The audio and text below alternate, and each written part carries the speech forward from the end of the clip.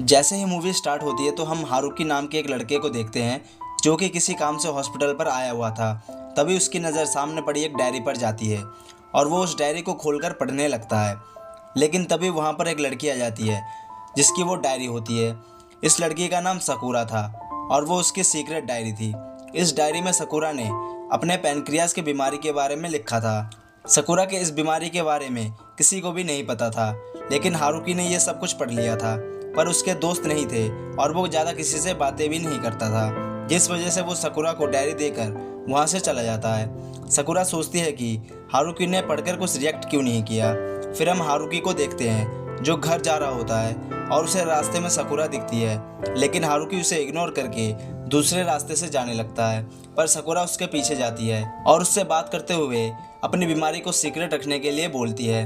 फिर वो हारुकी को बाय बोलकर वहाँ से चली जाती है। फिर अगले दिन सकूरा हारुकी के साथ लाइब्रेरी वर्क ज्वाइन कर लेती है। फिर सकूरा उसे बताती है कि मैं मरने से पहले जो भी कुछ करना चाहती हूँ उसे मैंने इस डायरी में लिखा है। सकूरा हारुकी को अपने साथ बाहर जाने के लिए बोलती है, लेकिन हारुकी मना कर देता है। पर सकूरा के काफ़ी समझाने के बाद हारुकी उसके साथ जाने के लिए मान जाता है।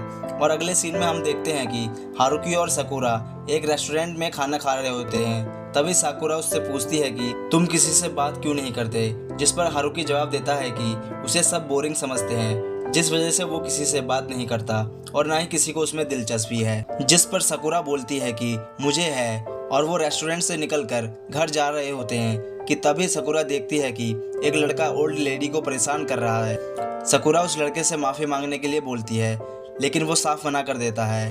और फिर सकूरा को गुस्सा आ जाता है और वो उसे मारकर वहाँ से भाग जाते हैं। फिर वो एक कैफ़े पर जाते हैं जहाँ सकूरा हारुकी से नंबर मांगती है, पर हारुकी नहीं देता। फिर सकूरा बोलती है कि मैं बस मरने तक तुम्हारे साथ रहना चाहती हूँ। तब वो उसे नंबर दे देता है और जैसे ही वो घर पहुंचता है उसे साकुरा का मैसेज मिलता है, जिसमें साकुरा ने लिखा था कि मुझे आज तुम्हारे साथ बहुत अच्छा लगा। और अगले दिन स्कूल में सबको लगता है कि ये हारुकी और साकुरा रिलेशन में है, लेकिन साकुरा बोलती है ऐसा कुछ भी नहीं है, वो बस दोस्त हैं। अगले सीन में हम देखते हैं कि हारुकी और साकुरा एक कैफ़े में होते हैं। तभी साकुरा हारुकी से बोलती है कि कल ही उसका ब्रेकअप हुआ है, लेकिन तभी वहाँ साकुरा की बेस्ट फ्रेंड कायोको आ जाती है और उसे हारुकी से दूर रहने के लिए बोलती है। साथ ही वो सकूरा से बोलती है कि वो तुम्हारे लिए ठीक नहीं है। और अगले सीन में हम देखते हैं कि वो बीच पर होते हैं। सकूरा हारुकी से बोलती है कि कोयोको उसकी सबसे अच्छी दोस्त है, लेकिन मैंने उसे अपनी बीमारी के बारे में कुछ भी नहीं बताया क्योंकि वो फिर बहुत उदास हो जाएगी और उसे देख कर रोने लगेगी। फिर वो हारुकी से बोलती है कि तुम भी उससे दोस्ती कर लो, और वो बोलती है कि मुझे तुम्हारे साथ घूमना अच्छा लगता है क्योंकि तुम मेरी बीमारी के बारे में जानकर भी मेरे साथ नॉर्मल बिहेव करते हो, और अगर सबको ये बात पता चल गई तो कोई भी मेरे साथ नॉर्मल बिहेव नहीं करेगा। जिस पर हारुकी पूछता है क्या तुम सच में मर जाओगी, जिस पर साकुरा हंसते हुए बोलती है हाँ। फिर हम देखते हैं कि उनके स्कूल की छुट्टियां पड़ गई है, जिस वजह से वो दोनों घर पर झूठ बोलकर बाहर घूमने के लिए जाते हैं। जब वो जा रहे होते हैं तो सकूरा ट्रेन में हारुकी से उसका रियल नेम पूछती है, जिस पर पहले तो हारुकी मना कर देता है लेकिन बाद में बता देता है, लेकिन ट्रेन की आवाज़ की वजह से सकूरा सही से सुन नहीं पाती। फिर हम देखते हैं कि वो दोनों खूब इंजॉय कर रहे होते हैं अलग अलग जगहों पर। फिर वो रात को होटल में रुकते हैं और फ्रेश होने के बाद दोनों ट्रूथ डेयर वाला गेम खेलते हैं। तब हारुकी हारने के बाद ट्रूथ सिलेक्ट करता है और सकूरा पूछती है कि क्या मैं तुम्हें क्यूट लगती हूँ, जिस पर वो हाँ बोलता है और सकूरा शर्मा जाती। दोनों ऐसे ही काफ़ी सवाल एक दूसरे से पूछते हैं और सकूरा हारुकी को डेयर देती है कि मुझे गोद में उठाकर बेड तक ले जाओ। डेयर की वजह से हारुकी को ये करना पड़ता है। फिर अगले सुबह हम देखते हैं कि कोयोको हारुकी को फ़ोन करके बोलती है तुमने घर पर झूठ क्यों बोला कि तुम मेरे साथ घूमने जा रही हो। सकूरा उससे सॉरी मांगती है। कोयोको बोलती है कि अगर हारुकी ने तुम्हें कुछ भी नुकसान पहुंचाया तो मैं उसे बहुत मारूंगी। फिर वो दोनों ट्रेन में बैठकर घर वापस आने लगते हैं। फिर सकूरा हारुकी से एक और ट्रिप पर जाने के लिए बोलती है, लेकिन इस बार हारुकी एक बार में ही मान जाता है और बताता है उसे उसके साथ ट्रिप में बहुत मज़ा आया। ये सुनकर सकूरा बहुत खुश हो जाती है। अगले सीन में हम देखते हैं कि दोनों लाइब्रेरी में होते हैं और सकूरा उसे अपने घर पर एक नई बुक पढ़ने के लिए इनवाइट करती है, जिस पर वो मान जाता है और दोनों घर पर गेम खेल रहे होते हैं।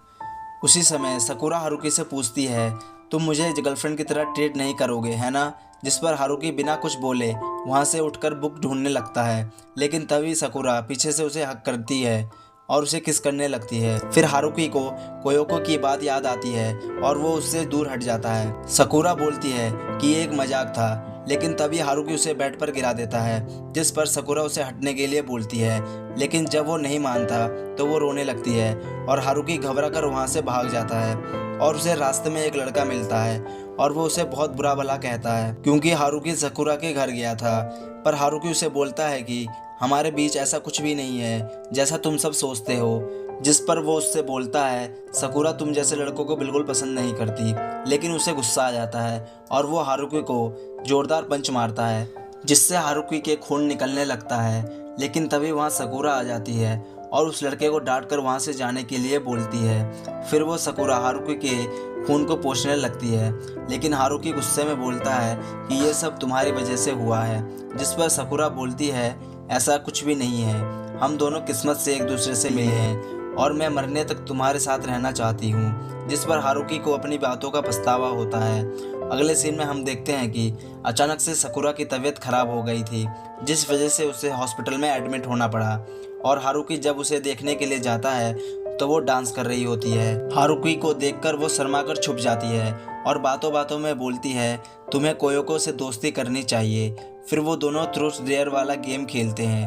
हारुकी जीतने के बाद पूछता है कि जिंदगी के क्या मायने हैं, जिस पर साकुरा बताती है कि हमारी जिंदगी के काफ़ी मायने होते हैं और ये सारी बातें कायोको बाहर से सुन रही होती है। और हारुकी बोलता है कि तुम मुझे जीना सिखाती हो, तुम्हारा शुक्रिया। तभी हारुकी उसे हक कर लेती है और उसी दिन साकुरा अपनी मॉम को उसके मरने के बाद एक काम करने के लिए बोलती है। अगले सीन में हम देखते हैं कि साकुरा हारुकी को मैसेज करके बताती है कि वो 2 हफ्तों बाद डिस्चार्ज हो जाएगी और डिस्चार्ज के दिन हारुकी भागकर उसे लेने के लिए जाता है। और जब वो रास्ते में आ रहे होते हैं हारुकी को पता चलता है कि उसने फेस्टिवल देखने के लिए झूठ बोला और वो फेस्टिवल देखने के लिए पहाड़ के ऊपर चढ़ने लगते हैं, जहाँ बातों बातों में हारुकी साकुरा से अपनी फीलिंग्स शेयर करता है, जिससे साकुरा को बहुत खुशी मिलती है और फायरवर्क्स फेस्टिवल स्टार्ट हो जाता है और दोनों एक दूसरे को हक करते हैं। लेकिन अब वो दिन आ चुका था जिससे हारुकी पूरी तरह टूट जाता है। जब साकुरा डिस्चार्ज हो जाती है तो हारुकी को मैसेज करके कैफ़े में आने के लिए बोलती है। फिर हारुकी कैफ़े में उसका इंतज़ार करता है, लेकिन वो नहीं आती। देखते देखते शाम हो जाती है, लेकिन साकुरा नहीं पहुंचती। वो घर चला जाता है, लेकिन तभी न्यूज़ में बताते हैं कि साकुरा नाम की लड़की दुकान के सामने पड़ी मिली और जब पता किया गया तो पता चला कि वो मर चुकी है। ये न्यूज़ सुनकर हारुकी पूरी तरह से सदमे में चला जाता है और 10 दिनों तक अपने कमरे से बाहर नहीं निकलता। लेकिन 10वें दिन वो साकुरा के घर जाता है और उसके मॉम से बोलता है कि मुझे साकुरा की बीमारी के बारे में पहले से पता था और वो हारुकी उसकी मॉम से साकुरा की डायरी मांगता है, जिस पर वो हारुकी को डायरी देती है और बताती है कि साकुरा ने इस डायरी को एक ऐसे इंसान को देने के लिए बोला था जो उसकी बीमारी के बारे में जानता हो। और जब हारुकी उस डायरी को खोलकर देखता है उसे पता चलता है कि साकुरा ने उन सभी पलों के बारे में लिखा था जो उसने हारुकी के साथ बिताए थे। उसमें लिखा था कि वो कल डिस्चार्ज होकर बहुत इंजॉय करेगी। ये पढ़कर हारुकी बहुत रोने लगता है। तभी साकुरा की मॉम बोलती है कि इसमें और भी कुछ लिखा है तुम्हारे लिए, और हारुकी उस पेज को ढूंढकर पढ़ने लगता है जिसमें लिखा था कि सच बताऊं तो मैं तुम्हें बहुत पहले से पसंद करती थी, साथ ही तुम्हारे साथ रहकर मैं तुमसे प्यार करने लगी, लेकिन मैंने कभी बताया नहीं क्योंकि हमारा रिश्ता प्यार और दोस्ती से भी बढ़कर था। ये सब पढ़कर हारुकी बहुत उदास और रोने लगता है। अगले दिन हारुकी कैफ़े में जाता है जहां हारुकी ने कोयोको को बुलाया था। वो बताता है कि मुझे साकुरा की बीमारी के बारे में पहले से पता था, पर कोयोको उसकी बातों पर यकीन नहीं करती और उसे थप्पड़ मार देती है। पर हारुकी उसे डायरी दिखाता है जिसे पढ़कर कोयोको बहुत ज़्यादा रोने लगती है और बोलती है कि तुमने मुझे पहले क्यों नहीं बताया। फिर वो वहाँ से चली जाती है, लेकिन हारुकी उसके पीछे भागकर जाता है और उससे माफ़ी मांगता है और उससे फ्रेंड बनने के लिए पूछता है क्योंकि साकुरा चाहती थी कि वो दोनों दोस्त बन जाएं। इस मूवी को IMDb पर 10 में से 8 की रेटिंग मिली है। आपको ये मूवी कैसी लगी कमेंट में ज़रूर बताना। ऐसे ही और मूवीज़ के लिए चैनल को सब्सक्राइब ज़रूर कर देना।